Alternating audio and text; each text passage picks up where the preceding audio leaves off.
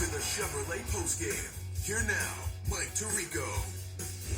Wow, that was something, wasn't it? What a fun night here. San Francisco 42, Chicago 38. We'll tell you about the implications of this momentarily. I know a lot of folks are waiting for the Week 18 schedule, so are we. So let's look at it together, America. Saturday, Panthers and Bucks will play. Obviously, that game with significance for the NFC South. Not necessarily head-to-head because Atlanta still factors in. If Atlanta has a couple of wins here, it could change the complexion of that game, but likely for the division title.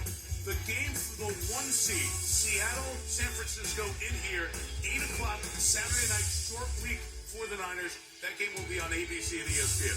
The Sunday games, Packers are locked into the 7. Colts, Texans are part of that CBS trio at 1 o'clock.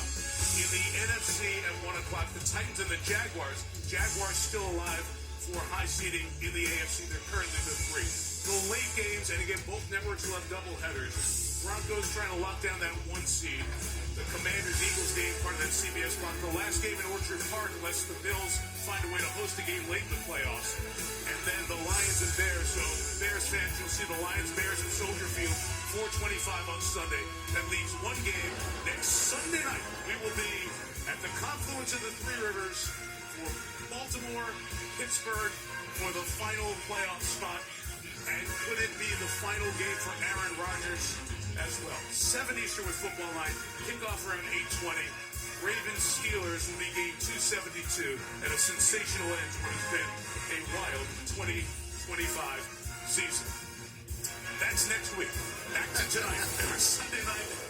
Players of the game. Brock Purdy, who was ridiculous with his second straight 5 total touchdown performance. Christian McCaffrey's 181 scrimmage yards. Jay Tonges in for the injured George Kittle. 7 catches, 60 yards. The Stars are standing by with Melissa Stark. What a game, guys. Brock, I'm going to start with you. What was it like watching the defense on the field during that last drive? I mean, we needed a stop. They got it. The boys just played their butts off, man. So for us to be able to just have each other's back, offense, defense, special teams, to go down the wire like that at the end of the year, man, there's nothing better. Trent Williams was singing your praises to me, and he said you take leading this team so seriously that it's really fun to watch you have some of those celebrations and actually show that you're human. Tell us about those celebrations you have. Yeah, it's just in the moment. You know, you score. It's a big part of the game, and you just want to get the guys to feed off the energy and keep it rolling. And this game's all about momentum, so however I can help the team out. Yeah, and talk about momentum and keeping things rolling. First of all, the number 1 seed, you guys are playing for that next week. Can you just talk about the importance of this win to get you there next week? Yeah, God's good, man. We got such a resilient team. I love the character in this locker room, man. Guys go down, guys step up.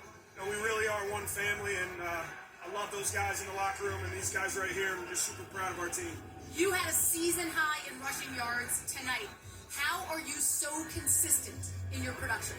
And O-line, tight ends, fullback, and they block so well and open up lanes for me. Just my job to go out there and hit it. Brock making plays on 3rd down, 1st down, so whatever it is, opens up the run game for us. So, man, we got a great collective unit, and again, I'm just proud of our guys. Jake, come in over here. You stepped in the absence of George Kittle, and you stepped up. What was the key?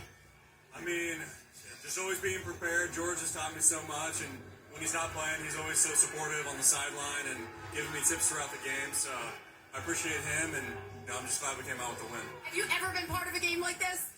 I mean, we've had some crazy games this year. That Thursday night down in L.A., but nothing like this on Sunday Night Football. It doesn't get better than this. Awesome. Congratulations, guys. Crazy to say the least, Melissa. Okay, so here's what it looks like in the playoff picture in the NFC. The Bears can only be the 2 or the 3 seed now. Green Bay is the 7. So there's a terrific chance that you'll see a Bears-Packers rematch if the Bears beat the Lions at Soldier Field next Sunday. The Eagles are in there at the 3 spot. Obviously, Carolina and Tampa are for that last spot that is unclaimed at the moment. Let me just give you just one brief note on that. Carolina wins the NFC South with a win against Tampa, which could happen Saturday in the early window.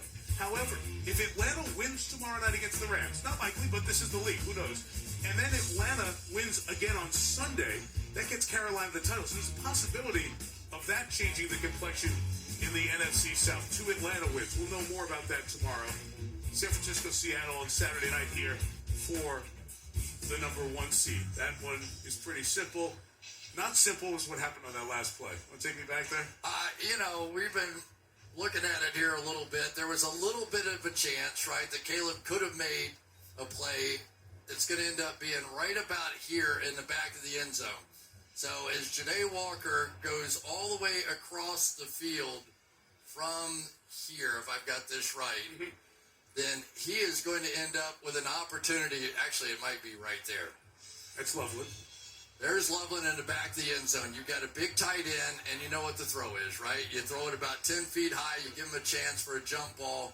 But that was well played on defense. It simply was a guy that scrambled, fought his guts out all night, and Caleb Williams has come up so big in those situations. But the Bears proved something to me.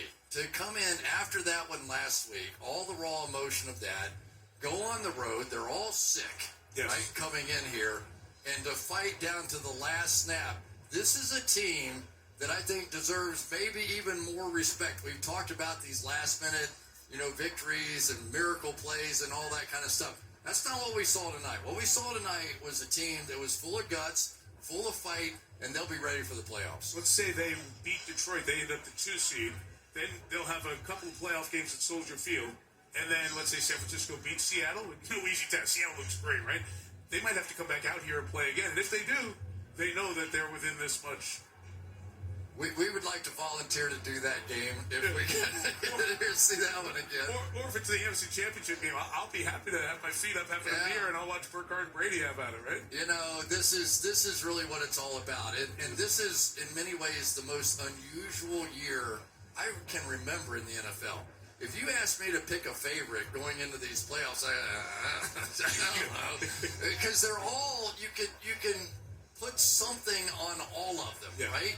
And it's just going to be amazing to watch these young quarterbacks that we've got in these playoffs right now go at it. Because I don't know what any of them are going to do, but this is when legends begin to be built in these moments. And we saw 2 good young quarterbacks really putting on a show tonight. We're going to talk a lot about what happened today in the NFL in just a moment.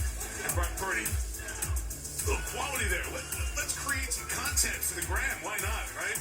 The way he played so well. Second consecutive week, 5 total touchdowns. 4-point San Francisco win. They control the path to the number 1 seed. We'll have much more right after this.